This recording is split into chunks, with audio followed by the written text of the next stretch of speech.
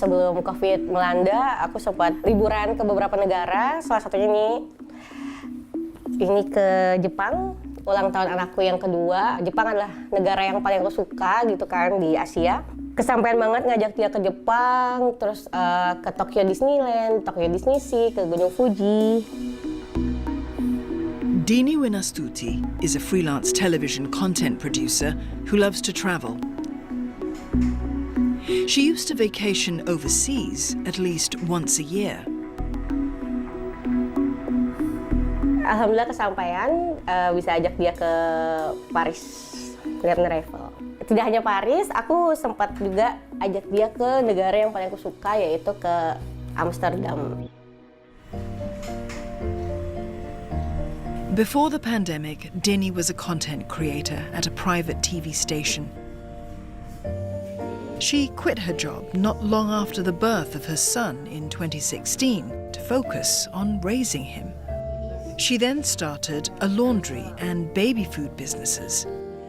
But when their daughter was born in 2020, the pandemic struck Indonesia and the rest of the world. Ya apa yang kita punya ya udahlah buat memenuhi kehidupan, ya menjual perhiasan, menggadaikan perhiasan, menjual logam mulia gitu sih, seperti itu sih. Ya tabungan ya udah kekikis gitu sih, sampai ya tabungan anak-anak juga udah akhirnya kepake juga gitu, tabungan pendidikan mereka gitu sih. Out of desperation, Dini borrowed money to help pay for daily expenses, credit card debt, and the mortgage. Although her husband continued to work during the pandemic, his income was barely enough to support the family. Dini owed lenders 300 million rupiah, or around $18,300 US, which she struggled to pay. Cukup stres sekali gitu. Sebenarnya keluarga itu yang nggak boleh stres adalah seorang ibu gitu kan. Ya sempat nggak tahu lah harus mau pergi gitu waktu itu. Cuman ya karena anak-anak jadi ya mau nggak mau dijalanin gitu. Her parents helped pay some of her debts. Relatives also chipped in. Dini returned to work in 2022, producing advertorials for a local TV station. Ya pasti di bawah 10 sih pemasukanku. Cuman sekarang jadi pokoknya intinya hanya cukup untuk makan aja sih. Aku menyediakan 1,5 juta tuh untuk udah transport ke kantor gitu. Untungnya saya transport ke kantor naik kereta doang yang cuman murah gitu ya. Tapi aku juga sempat bilang juga sih sama suamiku, ini apa aku kerja aja ya sebagai TKW ya di luar negeri gitu ya, dengan lebih banyak gaji gitu. Kayak dia udah nggak usah, udah kita mulai dari nol aja gitu, dari bawah bersama-sama lagi gitu. The pandemic upended the lives of millions of Indonesians. In 2020, the economy fell into recession as GDP dipped 2.07%. The first full-year contraction since the 1998 Asian financial crisis. Also in 2020, the unemployment rate jumped to over 7%. It was the highest since 2011. These shocks are affecting all segments of the economy, but middle class, I think it's one of the largest hit by the crisis itself. I think this kind of crisis will be also likely to happen again. So the middle class in Indonesia is very diverse. They have a wide range of spending, ranging from 2 million to 9 or 10 million rupiah per month, per capita. So there are some group within the middle class that actually are quite able to survive during the crisis, but there are many as well in the middle class group that are very vulnerable to any crisis. Many turn to jobs in the informal sector. A majority of Indonesians work in the informal sector. In 2023, this was 59.11%, or around 82 million people. These are jobs like ride-hailing, makeup artists and cleaners, and other freelance jobs in retail, agriculture and construction. Informal sector workers lack essential labor protection, such as minimum wage, working hour limits or leave. Post the pandemic, they cannot find new jobs, so they end up in the informal sector or some are unemployed. And in Indonesia, we have the case of, they call it mantap, makan tabungan, right? So many middle class that don't have job, they need to use their saving, which is limited, and then they use this saving in order to survive.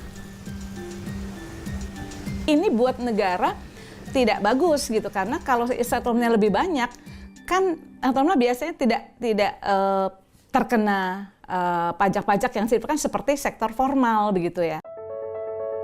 Though unemployment recovered to just under 5% last year, that number may not tell the full story.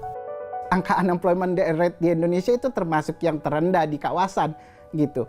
Cuman permasalahannya yang harus dilihat bahwa angka open unemployment rate itu tidak mencerminkan kondisi realnya. Kenapa? Satu, karena perhitungan seseorang tidak menganggur itu sangat rendah sekali. Cukup misalnya 1 jam dia bekerja dalam seminggu, itu sudah di saat survei sudah dikatakan tidak unemployment. The thing that concerns me about middle class is that the amount of saving that people have on average in one Indonesian bank account is only like 14 million rupiah on average. So it means that if you are spending like 5 million per month, it means that you only have the means to live for like 3 months. And that's not really a good thing.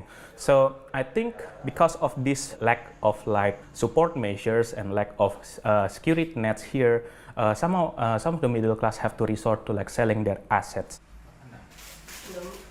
Beras naik, segala macam, kebutuhan yang harus dibeli naik, listrik juga tidak hemat gitu kan, saya listrik juga naik, dan pajak juga harus ditanggung gitu. Jadi kayak udah kita bekerja makan enak, kita bisa membahagiakan diri sendiri, sekarang juga bekerja harus tetap mikir bagaimana mencukupi kebutuhan gitu.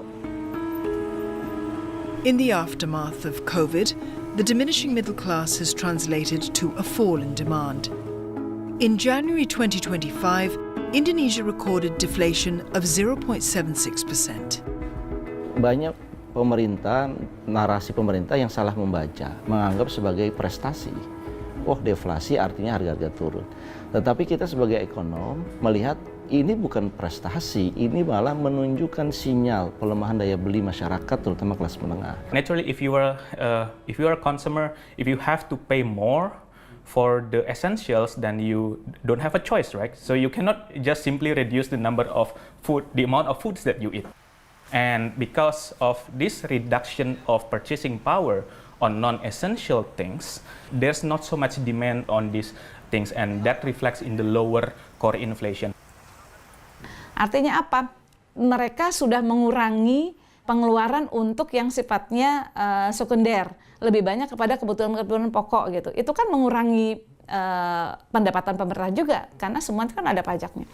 Nah, makanya di sini kasihan sebetulnya kalau kelas menengah itu sudah mereka bekerja, kemudian mereka juga menghadapi tuntutan-tuntutan yang sangat banyak. After the pandemic, Dini and her family had to make dramatic changes in lifestyle. Instant noodles are now a staple of their diet. A packet costs 3,400 rupiah, less than 25 US cents.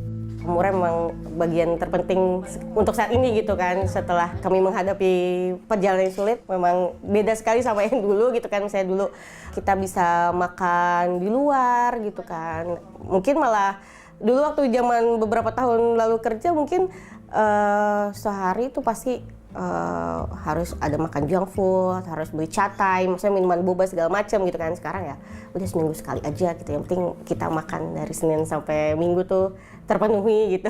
Gitu sih. Kalau untuk saat ini belum bisa, untuk traveling belum bisa dan tidak bisa traveling ya, karena memang keadaan ekonomi seperti ini gitu. Jadi ya belum. Lebih baik aku mengumpulkan uang dulu untuk lesin anak-anak gitu, dibandingkan harus traveling. Among the middle-class population, there are millions of young Indonesians. If the shrinking of the middle class is not reversed, what kind of future awaits them?